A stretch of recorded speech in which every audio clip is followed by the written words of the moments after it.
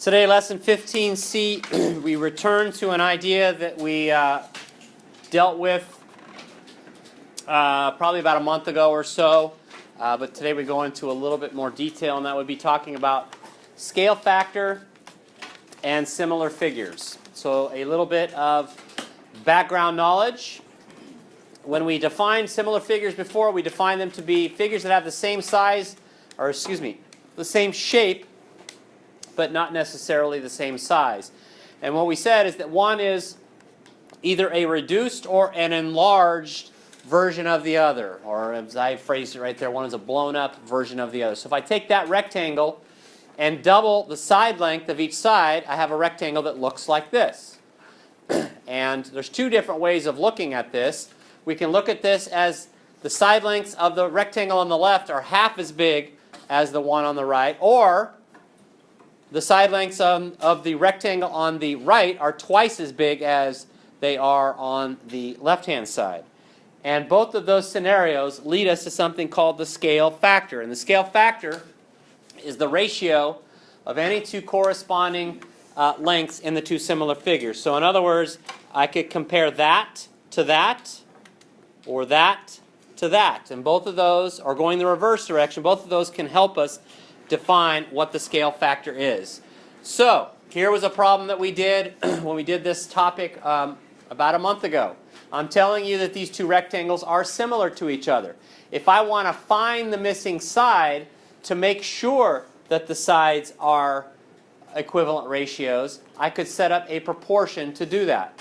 And you have to make sure you define where you're going to have the small sides, or sides from the small rectangle, and versus sides of the large rectangle. So when we did this before, I went with my first ratio of 18/72, small rectangle compared to the side that lines up with it of the large rectangle, and then my other ratio will of course be 7/x. And so we can set up a proportion to find that missing side. And remember, when we solve proportions, if the variable is on the bottom, we use the upside down property, and then in this case multiply both sides by 7 to finish solving the proportion. And we've solved lots of proportions this year.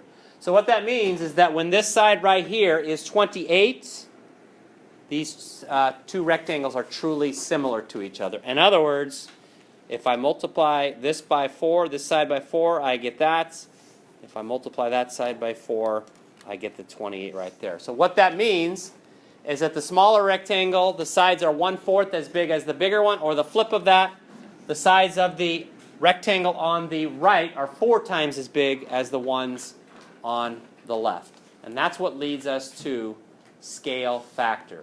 What is the scale factor from left to right? If I compare the side lengths, I can see from left to right, the sides are 1/4 as big. And if I were to go the opposite direction, thinking about it as a reduction, they would be the reciprocal of that. All right, number one, go ahead and find the missing side of the rectangle to ensure that these two rectangles are similar to each other. This shouldn't be a big deal, since we have already talked about this part of it about a month ago. All right, so there are 4 different proportions that you could set up. And once again, we're trying to figure out what side length x is to make sure that the rectangles are similar to each other, which also means that the sides would have to be proportional to each other. 4 different ways you could set it up. I set it up as x over 24 equals 6/18. And when I solve that proportion by multiplying both sides by 24, I get x equals 8. So that means that this side right here is 8. And there are several ways of looking at this. If I take and multiply both of the smaller rectangle side lengths by 3, it's clear that they will equal the side lengths of the larger rectangle. So that means that the larger rectangle, the side lengths are 3 times bigger than that of the smaller one. Or the flip of that, the side lengths of the smaller one are 1/3 as big as those with regards to the larger rectangle. Now, that leads us to our scale factor. So what is the scale factor from right to left? Starting with the big one, comparing those side lengths to the side lengths of the smaller one, well, it would be, as I already talked about, the side lengths of the larger rectangle are 3 times bigger than those of the smaller rectangle. So that means the scale factor is 3 to 1. And this is where I believe we're supposed to be filling some things in here.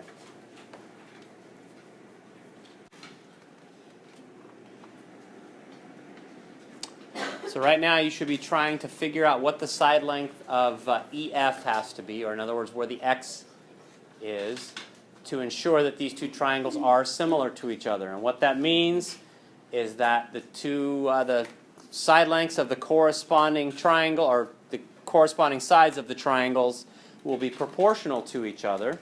In other words, the ratios of the corresponding sides, the sides that line up, will be equivalent to each other. All right, everybody compare what you have with the missing side length with your shoulder partner.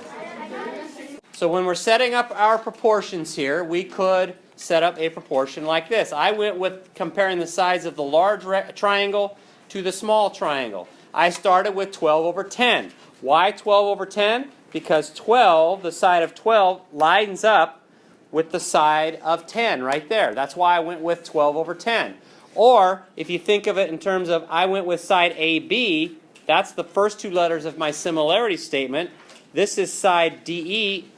That's the first 2 letters of the similarity statement there. So I know that I'm picking the right sides. The rest of this will have to be 8 over X. The other sides that line up when I'm comparing the sides of the large triangle to the sides of the small triangle. And then, of course, we solve this by using the upside down property and then multiplying both sides by 8. And we get 6 2/3 or 6.6 repeating. Now, 6 2/3 is actually a better answer. So those of you who put 6.6 repeating, can you write equals 6 2/3 at this point? And I'm going to show you why. The reason is because if I ask you to find the scale factor, well, the scale factor comparing this side to this side, that's easy to deal with. 12 over 10 simplifies to 6 over 5. But when you try and compare this, if you left it as 6.6 repeating, you're not going to quite know how to deal with this right here. That's why we should use 6 2/3. So let me show you how we find the scale factor. And this is where you should be filling in things in your notes. The first set of corresponding sides, 12 over 10, that simplifies to 6 over 5. So that means the scale factor is 6 over 5 or 6:5. The other one is 8 over 2/3. Now if I had you divide that out, 8 divided by 6 2/3, guess what? You would get 6 over 5 or 6:5. Make sure that you've written all of that down. So as we're finishing writing this down, a couple of things here. What this means is that the larger rectangle, the side lengths are 6/5 times as big as they are of the small triangle. If you went the other direction, the smaller triangle sides are 5/6 as big, or as big as those of the larger triangle. All right, so let's go to the next page. Our main focus today is drawing shapes that are similar to each other. So here we have in number 3, I've drawn for you rectangle ABCD. So the first thing that I want you to do is I want you to calculate the side lengths of this triangle, or excuse me, rectangle. So for example, how long is AB right there? 7. Do we agree with that? 1, 2, 3, 4, 5, 6, 7. So it's 7. And then what's the side length here? 5. All right. So a couple of things that we're going to be doing. We need to find the side lengths for several reasons. Number one, because we're going to find the perimeter and the area of that. So can I get all of you to go ahead and quickly find the perimeter and area of that rectangle?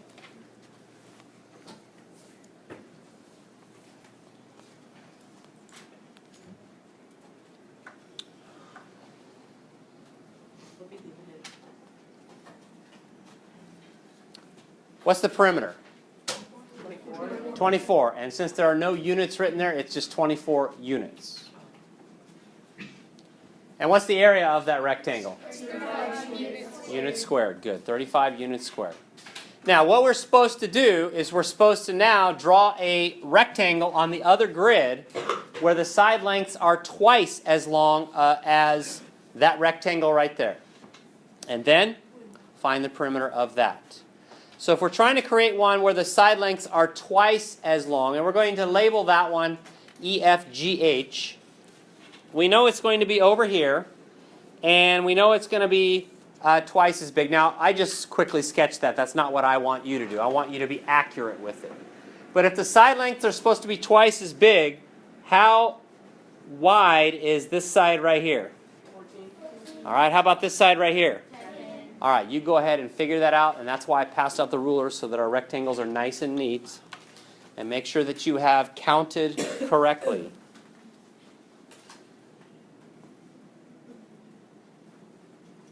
All right, so we are creating a new rectangle EFGH, where the side lengths are twice as long. That means it should be looking something like that.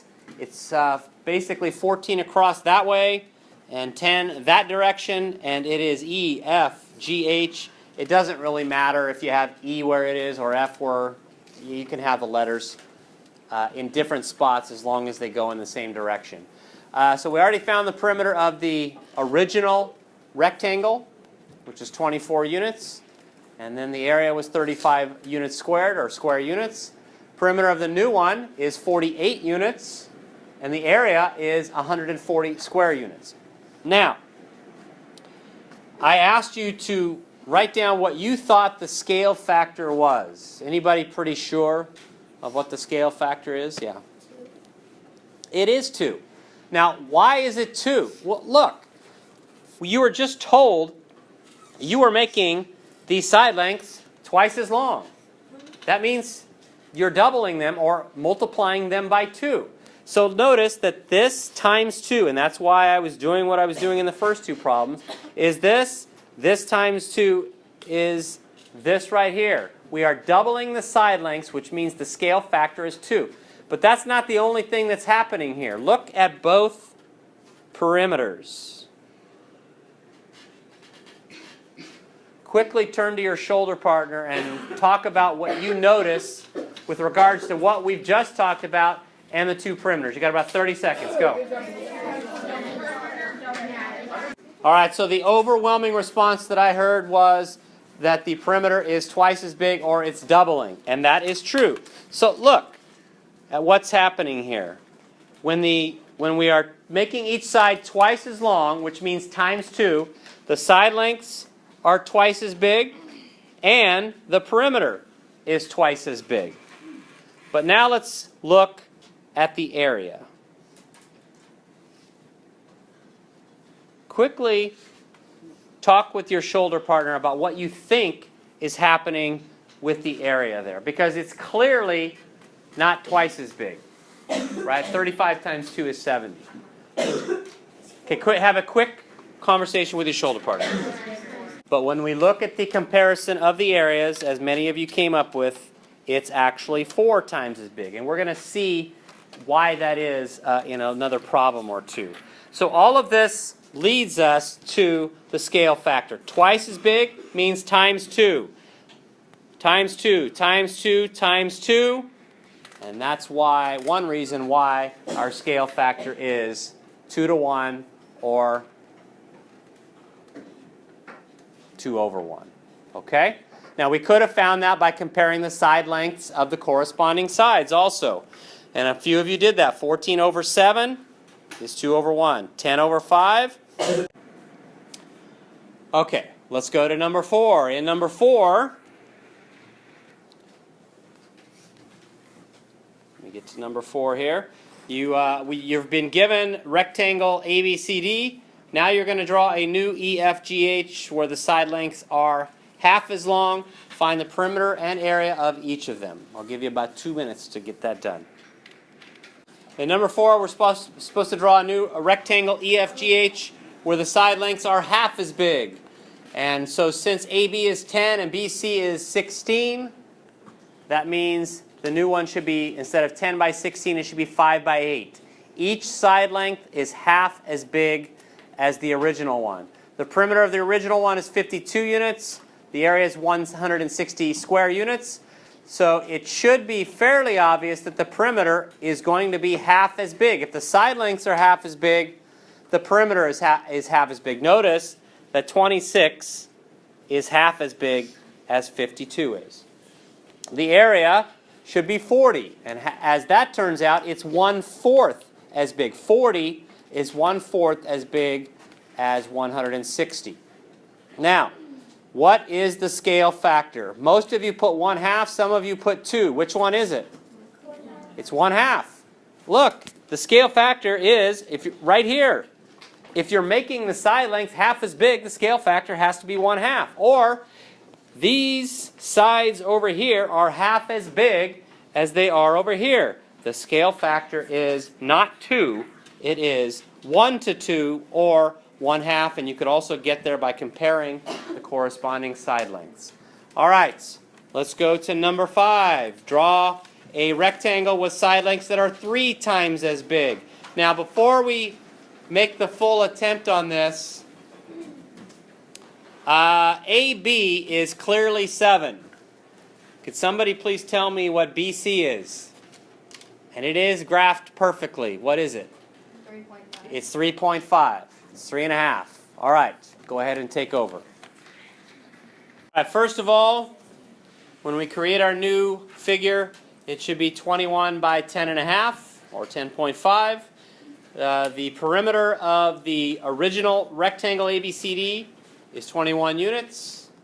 If we do everything correctly, the perimeter of our new one should be 3 times as big because of the fact that the scale factor is 3 times as big.